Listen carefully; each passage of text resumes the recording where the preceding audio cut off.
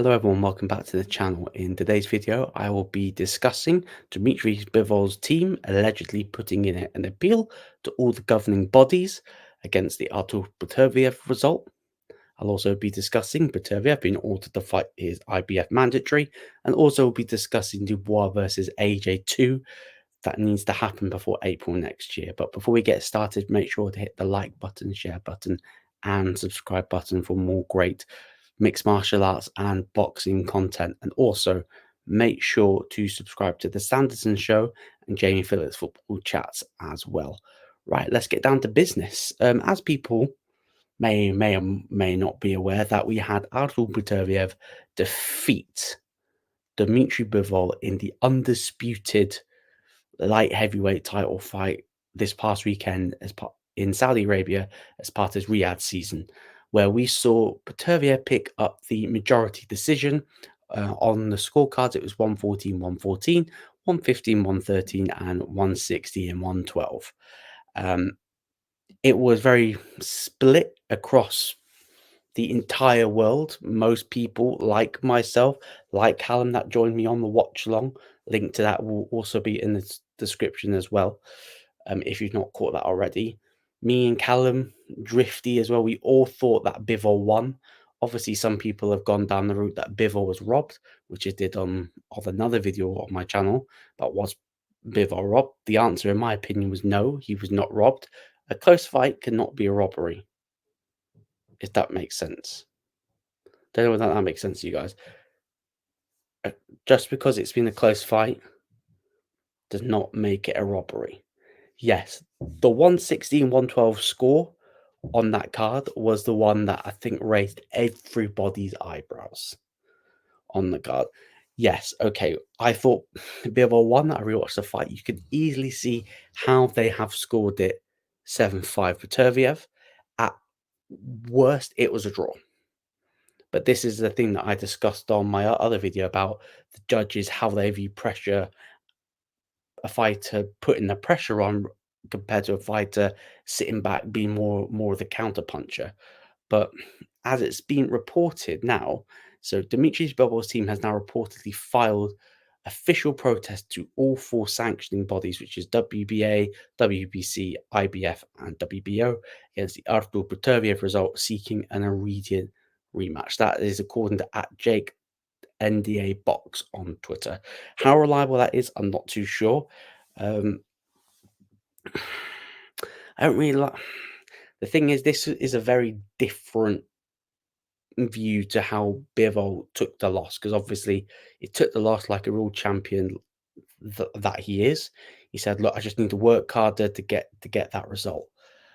So I'm a little bit surprised that they have tried to put in to file a complaint about the result. The only thing that I would be filing a complaint on is about the 160 and 112 score, to be perfectly honest, because that, I don't know how you could only give Bivol 4 rounds in that fight, because I thought Bivol, at least, if you believe Beterbiev won, there's no way that Bivol didn't win at least 5 rounds in that fight. Like, one of the best fights this year. And this is what you get when you get undisputed title fights, undefeated, the best fight the best. It is usually a close decision, like this one was. However, the 116-112 scorecard is, yeah, it doesn't sit well with me. But he's asking for an immediate rematch. You know, if you've been watching the channel, me and rematches when it comes to the UFC, I'm not a massive fan. Rematches need to be earned, need to be warranted. This is a scenario where a rematch is warranted, is needed, because it was such a razor close decision. People thought Bivol won, people thought Beterbiev won. I thought Bivol won. I still think Bivol won, even though I predicted Beterbiev to win the fight. As I watched the fight, I thought Bivol was won. I thought he did the cleaner work, even though he threw half the amount of punches that Beterbiev did. Bivol and Beterbiev's punches were pretty much identical. And I like my fighters to be clean, technical. I like fighters when they're good on the back foot as well, because just because you're putting pressure on the fighter and throwing double the shots, half the shots were hitting the glove or or hitting the arm were just missing. There was no real. The power shots were pretty much the same. The headshots were just edged to Beterbiev, but Beterbiev threw double the punches. So I could sort of understand why his team are very upset that he didn't get the win. How far this report or result would go, I don't expect this to change the result, to be honest, guys. I don't expect there to be an overturning of the decision to go. Like, I don't know what would even happen. Like, what would happen if, like, what is Bivol's team going to expect to turn it over to a draw? Turn it to his win so he can get his O back. Like, I'm not 100% what's going to happen, but with regards to a rematch, look, Turk Al-Sheikh, his excellency, I would not be surprised if he's calling for this rematch. He even said to Bivol afterwards that he thought he won the fight. So he thought that he won the fight, and I think this rematch. I think Bivol wants to rematch Beterbiev. I'm not too sure because let's be honest, Beterbiev probably thought, Jesus, I got out of there with the result that on another day, different judges score that in Biv in Bivol's direction. So if I'm Artur Beterbiev, I'm sort of, not looking for that rematch as such. But speaking of Artur Beterbiev rematches and stuff like that, and potential what's next for him. So the IBF has now ordered Artur Beterbiev to defend his undisputed WBA, WBC, IBF, and WBO heavyweight titles versus Michael Eifert next. So he's already been demanded that he needs to basically fight his mandatory. I believe it is his IBF mandatory that he needs to fight. And we know boxing fans, as we all are, we can't have nice things. As soon as you get your undisputed title fight, they usually call for the mandatory. And usually if you're locked into a 2-fight deal, like usually most title fights are, you're locked into a rematch and stuff like that. So, but I don't think this was the case. So he's been basically said that he's got to fight Michael Eifert, who is a 13-1 boxer. He's 13-1. His last fight was against Carlos Eduardo Jimenez, won by TKO back in the 24th of August 24. So that was his last fight knockout. I'm trying to think, where was his last loss? I'm trying to think, I can't see the final on BoxRec, but his last win was against Carlos Eduardo Jimenez back in August. So it'll be very interesting to see if they make if he follows through with the mandatory. For me personally, I think, like, let's be honest, right? Like, Beterbiev's climbed the top of this mountain. Is he really want to fight the Young Bucks for the belt? Or is there other fights that really interest him? Like, I think he's going to drop these belts. I think he's going to say, yeah, Bivol, yeah, you want the rematch? Yeah, I got lucky, mate, so I'm not giving you the rematch. And then I'm going to probably jump up the cruiserweight, and go after the cruiserweight belts, which will be very interesting to see how he does at cruiserweight. And I think Beterbiev is going to chase legacy fights, because try to be undisputed at cruiserweight as well. I think only Alexander Usyk's done that. And hey, if Usyk gets through Fury, which I think he will, gets through a Dubois, becomes undisputed again, and then says, hey, what about my old sparring buddy down at cruiserweight? The guy that I fought in the amateurs, the Olympics. How about I drop down to cruiserweight and run that back in the pro scene to Beterbiev versus Usyk? Be a big fight, especially if Beterbiev can keep his undefeated streak going, keep the 0. Him versus Usyk would be a massive fight. So I don't believe that he is going to fight for the mandatory. He's been ordered to, but we saw with Usyk, he just dropped the IBF, said, hey, boom, Joshua Dubois, yeah, you fight over that. I'm going to go for my rematch. with Usyk, with Fury, make more money, etc., etc., etc. So let me know, guys, what you guys think on this. What do you think about Bivol's appeal? Is he going to be?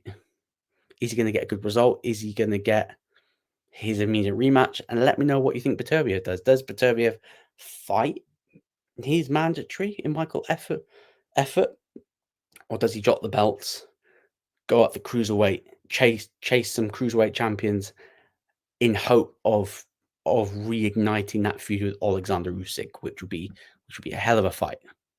Be a hell of a fight that we would all pay to see. But speaking of the IBF, Anthony Joshua versus Daniel Dubois.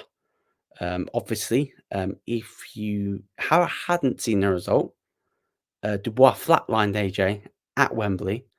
I did a watch long for it on my channel. Link will also be in the description for that watch long. And they have been ordered that if they want to have this rematch needs to happen before April 2025. For me, okay, for me, I don't want to see this rematch again. I don't want to see this fight again because I'm always pretty critical of rematches, like in UFC and stuff. If you get dominated and you get the floor wiped with you, you should not be getting a rematch. You need to rework your way in, but to earn that rematch. And let's be honest, did Anthony Joshua's performance against Dubois the first time, did that warrant a rematch? The way he lost, the way he got absolutely flatlined. Are we saying that he deserves it? I don't. I don't. And to be honest, like a Dubois rematch for AJ. Like if he loses again, what does AJ do? This is AJ's last chance to lose. And if on Dubois, it's still a massive risk. Of course, it's a massive risk because AJ could easily beat Dubois, but I just don't think that's going to happen.